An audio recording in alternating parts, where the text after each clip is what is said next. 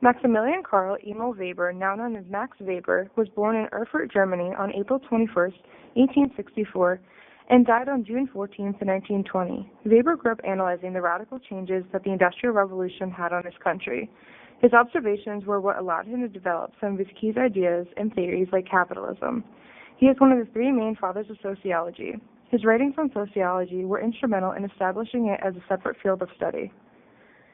Max Weber is best known for his thesis about the Protestant ethic. His thesis related Protestantism to capitalism and his ideas on bureaucracy. Capitalism is an economic and political system in which a country's trade and industry are controlled by private owners for profit rather than by the state. Max Weber was a believer in bureaucracy, which was a more rigid and formalized structure of organization. He believed in rules and authority instead of individuals' powers based on their position. The Protestant Ethic Thesis was a series of essays composed in 1904 and 1905. It is considered a founding text in sociology. In this book, Weber talks about the evolution of capitalism in Europe when people began to engage in work in the religious world as a result of Protestant ethic. Because of Protestant ethic, people began developing their own enterprises and engaging in trade. Protestant ethic was the driving force behind modern capitalism. Weber believed that modern capitalism grew out of a religious pursuit of wealth, and as a result, a person's existence became dependent upon wealth. In the following clip, explains in detail the key points of Max Weber's book, The Protestant Ethic.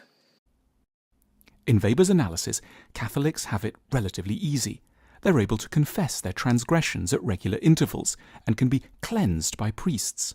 But no such purifications are available to Protestants, who believe that only God is able to forgive anyone, and he won't make his intentions known until the day of judgment. Until then, Weber alleged, Protestants are left with heightened feelings of anxiety, as well as lifelong guilty desires to prove their virtue to a severe, all-seeing, but silent God.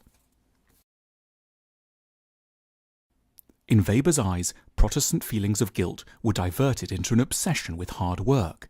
This was what he called the Protestant work ethic. The sins of Adam could only be expunged through constant toil. Not coincidentally, there were far fewer festivals and days of rest in Protestantism. God didn't like time off. Catholics had limited their conception of holy work to the activities of priests, monks, and nuns. But now Protestants declared that work of any kind could be done in the name of God, even jobs like being a baker or an accountant. This lent new moral energy and earnestness to all branches of professional life. In Catholic countries, the family was, and often still is, everything. But Protestants took a less benevolent view of family. The family could be a haven for selfish and egoistic motives.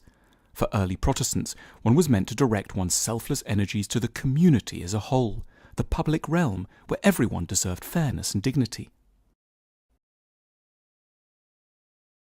Protestantism and eventually scientific capitalism turned its back on miracles.